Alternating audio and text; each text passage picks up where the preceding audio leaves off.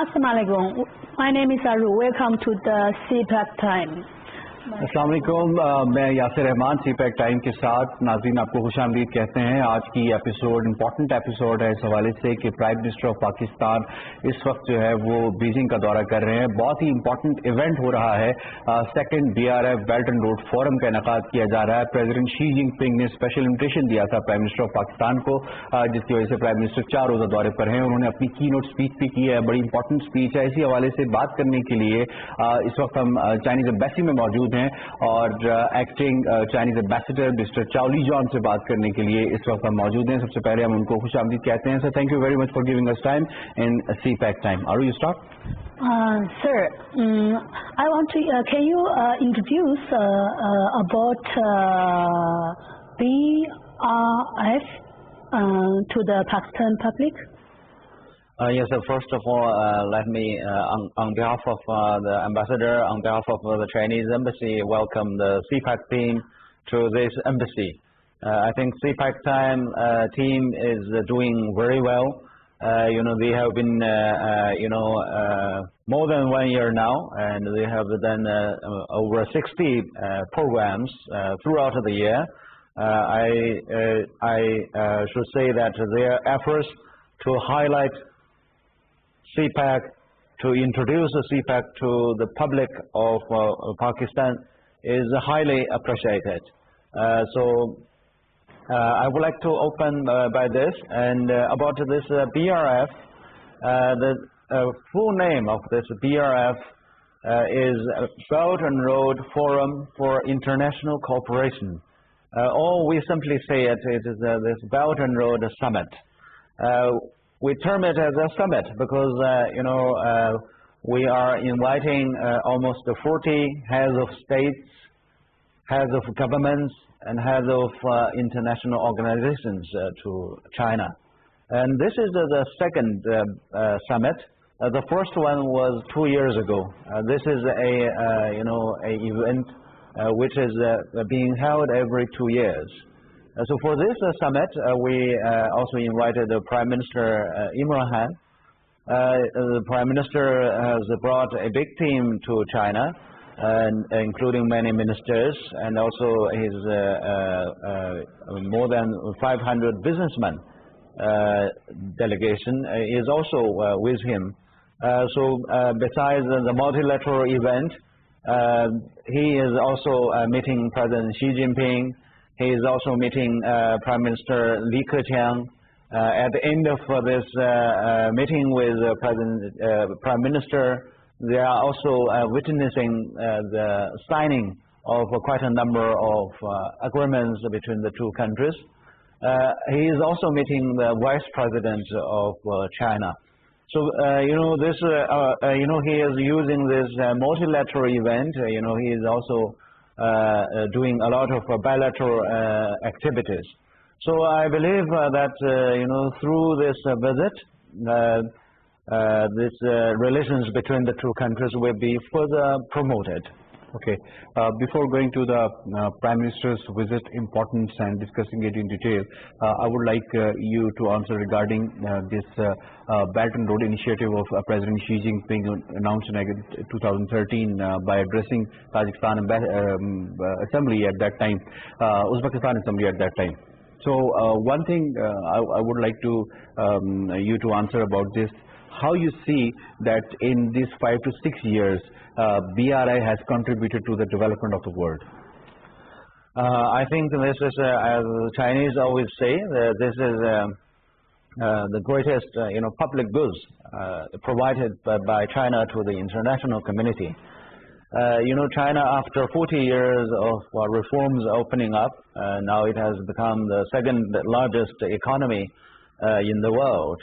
So we have more resources, to help with the development of, other developing countries. So that's why, in 2013, President Xi Jinping proposed this Belt and Road Initiative. The ultimate goal, for China is to strengthen economic exchanges and cooperation with the Belt and Road countries with China. So in the past 6 years, we have, already coordinated with these Belt and Road countries. We have strengthened connectivity. For example, we opened up this trains, from China to Europe, to Russia, to the Middle East. We also planned, we have also built a lot of, motorways with, this cooperation of these countries. In Pakistan also, we have mega projects like motorway number 5 from Multan to Sakar. We also have this KKH Phase 2 from Havilian to Tarkot. We build, a lot of railways also, in Africa, in West Asia, in Southeast Asia. Here in Pakistan, we are also planning to upgrade this main line 1. Connectivity, is the number 1 priority under the Belt and Road Initiative. And then, secondly, we are also trying to build more power plants, for this Belt and Road countries, including the hydropower stations, wind farms, solar farms, coal-fired power plants. Alternate energy. Yes. So, along the Belt and Road countries, many countries, like in Pakistan, they are, because of the fast economic development, so, they are faced with the bottleneck of, load shedding. So, in order to remove those bottlenecks faced by the economic development, so we are helping these countries to build these power plants, which China is very good at. And this is the second point. The third point, I think, the Chinese companies are, with these Belt and Road countries, developing a lot of industrial parks. Because, according to China's experience, the road to development is through setting up of factories. China is now we call it the world factory. And we would like, other developing countries to learn from the Chinese experience. We would like to help other countries to also become, world factories. So that, you can have more foreign direct investment, you can set up more industries, you can improve people's life. So this is the third component of this BRI. We call it this industrial cooperation. For Pakistan, we are also, working on at least 9 special economic zones. We have prioritized 3 of them, namely Rashakai, M3, and Tabeji in Sindh province. The other 6 will be also in the pipeline. We are all working on it. So in the past 6 years, we have achieved a lot, in this Belt and Road Initiative. So it is only natural that after 2 years, we are hosting another summit. So we hope that through this summit, we can, discuss with, the leaders of these countries how to better push forward the Belt and Road Initiative, so that we can listen to the, recommendations, advices of our friends, so that, we can move this Belt and Road Initiative together. This is not a Chinese initiative only. We are trying to bring all these Belt and Road countries together with that. Like a win-win. Yeah, because this is a win-win situation. Sir, can you tell us about President Xi Jinping and what kind of information he wants to send to the public of whole the world? Yeah, I think President Xi has made a keynote speech, and this is the most important speech he has made, during this summit. He did this in the inaugural session, and then today we'll have this high-level meeting of the leaders. Prime Minister Imran Khan has already made a speech in this first session. So about President Xi's speech, I think he conveyed a number of messages. Number one, he said China is determined to continue the policy of reform and opening up. China has been, through this 40 years, we have been trying to deepen the reforms of China. We are through the more and more, for example, delegation of power from the central government to the local government, to liberalization of the economy, to remove the administrative orders from the government, to give more play of the market in the management of the economy. So we are doing a lot to deepen the reforms of the Chinese economy. So President Xi has highlighted in his speech that China will continue to do that, to continue the reforms. This is very important. And secondly, he is also making a solemn commitment to the international community that China will further open up its economy. In terms of, for example, to attract more FDI, foreign direct investment. Actually, China is, attracting more than 70 billion of FDIs, every year. So President Xi has highlighted, those measures China is going to take in order to attract more, foreign investment. He especially mentioned that, we have, last year, this year we passed, this law on the foreign investment. So we will continue to protect the investors' interests.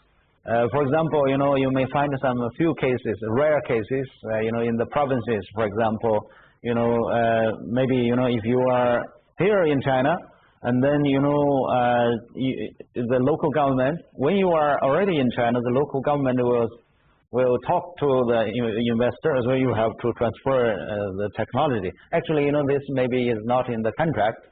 And this kind of things may happen, and then the investor may complain to the local government and the central government. So, he has promised, we will try to manage this kind of things. So we'll protect the interests of the investors in China and provide a much better environment for the foreign investors. He also mentioned that China will do better, in the protection of IPRs, intellectual property right. This is the second message. The third message, I think he said China is going to open up wider, to the services and commodity of other countries. Basically, he is inviting, other countries, to export more services and commodities to China. Last year we hosted the first international import expo in November in Shanghai. So he has invited, all the countries to participate in the second import expo in Shanghai, also in November this year. China will open up wider, to the services and goods of other countries to China. So this is also a very important commitment made by President Xi. Number 4, he also mentioned that China will have more policy coordination with other countries. We will try to accommodate the Chinese initiatives with the plans and programs of other countries, so that we can compare notes in time and to work on this more joint programs in future. Yeah. One more thing, Excellency, regarding Prime Minister's visit to China. World and especially Pakistanis keep an eye on this visit because they treat it very important about this. So we are talking about FTA 2. So what's there for Pakistan in FTA 2 and how we are getting benefit? They are saying that more than $1 billion we can export to the China after this initiative. This is on the ground. So how you see this, number 1, and number 2, what about the 5 proposals made by the Prime Minister Imran Khan in his key speech? How you see this 5 proposals made by Imran Khan? Yes, I think Cpec as a flagship project under BRI, Cpec is doing a great job. So the visit of Prime Minister Imran Khan is of great importance, to the Belt and Road Forum. I think during his visit, especially during his meetings, bilateral meetings with our President and Prime Minister, they will make very important decisions. So this FTA is one of them. We have already signed, Pakistan was among the first to sign FTA with China. But we have been trying to upgrade this FTA into a version 2.0 of this FTA, an upgraded FTA. So we have already concluded the negotiations. We have held more than 10 rounds of negotiation. And I think Pakistan has got a very good agreement. If you compare with this with the FTA with ASEAN, it is even better than that one. These are very technical terms, but to put it in simple terms, China has committed that we will open up our market to 90% of Pakistan's goods to China. Very good. So but China offered to Pakistan that for our goods, we only ask for 65% of the volume, the trade volume with Pakistan, to enjoy this zero tariff. So this is really a very good agreement in favor of Pakistan, because we can see that between China and Pakistan, the trade is in favor of China. So we are trying to take extra measures to take care of Pakistanis concerns of Pakistani businessmen. So we hope after the signing of this agreement, the trade will be further increased, and this trade imbalance will be corrected as soon as possible. And we hope that not only in terms of trade, we hope that we can strengthen economic cooperation with Pakistan in many other fields, in terms of setting up more joint ventures between China and Pakistan. Now, because of this, special economic zones are being set up. So we hope that not only Chinese companies come here to set up factories themselves, because Pakistani people, Pakistani businessmen, they are much better informed about the market, about the government system, how you run the local and federal government, the business culture. Yeah. So we hope we can have a win-win situation by setting up more joint ventures. Now, what about the 5 proposals made by Prime Minister today in the keynote speech? Yeah, I think he has made very good proposals. He mentioned that the progress made by Cpec under the BRI is substantial. In the last 6 years, we have built this power plants, we have built this infrastructure and other projects. So this is the flagship project under the Belt and Road Initiative. I think he also mentioned that we need to coordinate with each other. So that we can solve those challenges faced by Cpec, faced by Belt and Road project. We can try to solve those problems and challenges, so that Cpec and Belt and Road Initiative can develop in a more healthy manner.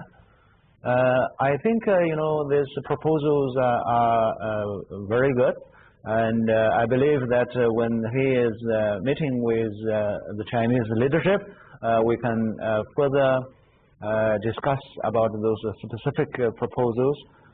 We can, through this visit, we hope that more deliverable can be achieved, and this bilateral relationship could be, better facilitated. So I want to know, as I know that Belt and Road Initiative, now it's more than 150 countries join this initiative. And I know that means every country feeling that it's a win-win situation and a benefit for them. But for China, how they can arrange that, I think it's not possible one time. In the same time, they can help the more than 150 countries together development.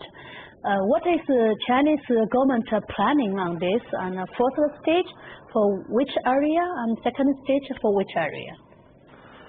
Yeah, this is a very good question. We are, trying to cooperate with all these Belt and Road countries through different mechanisms. Like with Pakistan, we have Cpec. With other countries, we have different mechanism.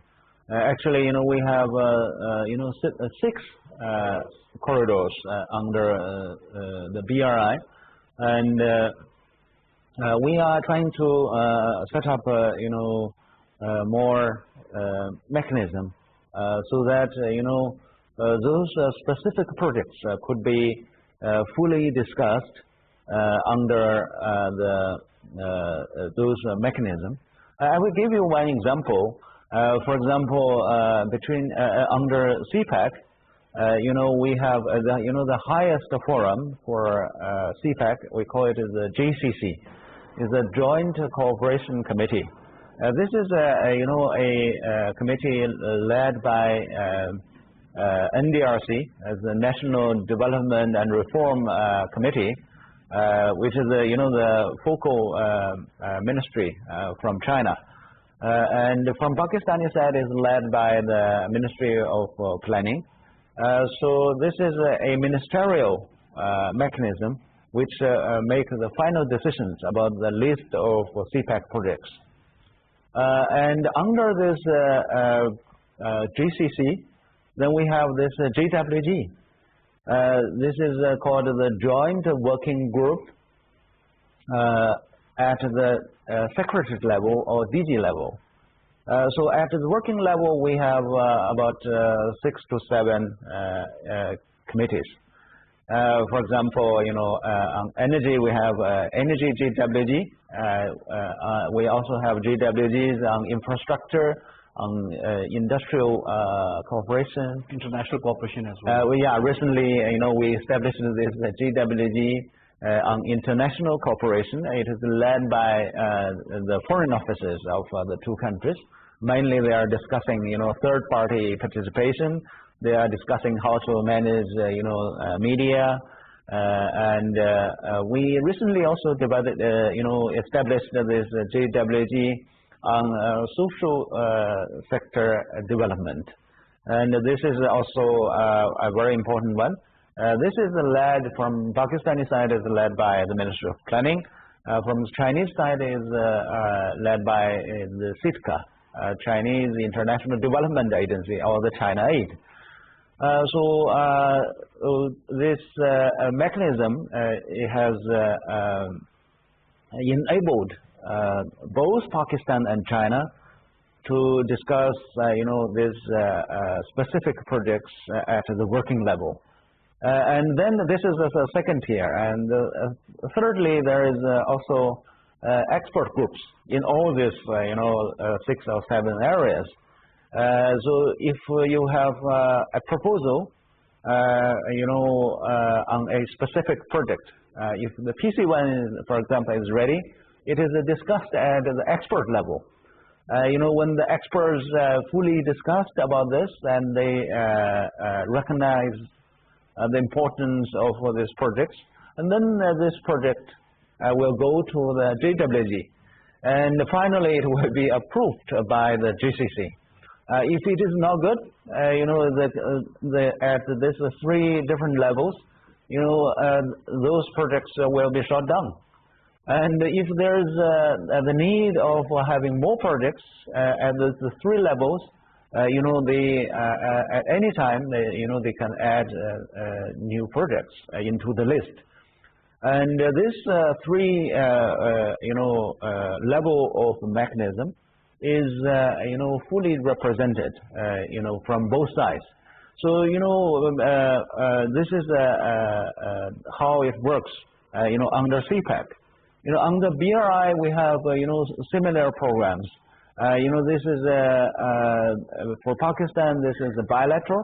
For other corridors, maybe they are multilateral, but it functions in the same way. With these mechanisms, we are able to handle these projects under BRI. Of course, we are also trying to establish a secretariat under the Belt and Road Initiative.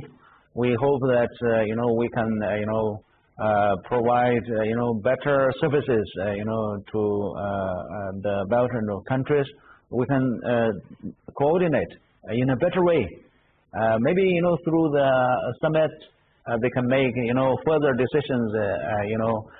When the leaders of the Belt and Road countries meet today and tomorrow, maybe they can make decisions in terms of a mechanism. We hope this mechanism will be improved, so that this coordination among all these countries will be further improved. Excellency, thank you very much for giving us time, and we have been able to learn more from BRF perspective and from BRI initiative perspective. Thank you very much once again. Thank you so much. Oh, thank you very much for coming to the embassy. I think because of Cpec Time, we have got a lot of positive comments, throughout Pakistan and China. This is because of the contribution of both Aru and Mr. Rahman. And we have got a lot of information through your program. And I would like to again thank the Cpec team for your contribution to Cpec, to China-Pakistan relationship. Thank you very much. Thank you very much. तो नाज़रीन आज के programme से इतना ही। यकीनन हमने BRF के हवाले से काफ़ी कुछ जाना जो चाइनीज़ एक्टिंग एम्बेसडर मिस्टर चाओ ली जॉन हैं उनसे, और यकीनन ये बहुत ही इंपॉर्टेंट फोरम है। 6.8 ट्रिलियन की ट्रेड इस पे हो रही है, 3 लाख से ज़्यादा लोगों को मुलाजमत मिल चुकी है। तो क्रिस्टीन लोगार्ड IMF की, उनका ये कहना कि ये डेट ट्रैप नहीं है बल्कि ये दुनिया को इंफ्रास्ट्रक्चर के लिए आगे लेकर जा रहा है, दुनिया की जो इंफ्रास्ट्रक्चर की डेफिशिएंसी है उसको फुलफिल करने में काफ़ी हद तक मदद दे रहा है। तो यकीनन बड़ी इंपॉर्टेंट इसका ये हामिल है। तो CPEC टाइम से यासिर रहमान और अड़ू आपसे चाहते हैं इजाज़त। अल्लाह निगहबान।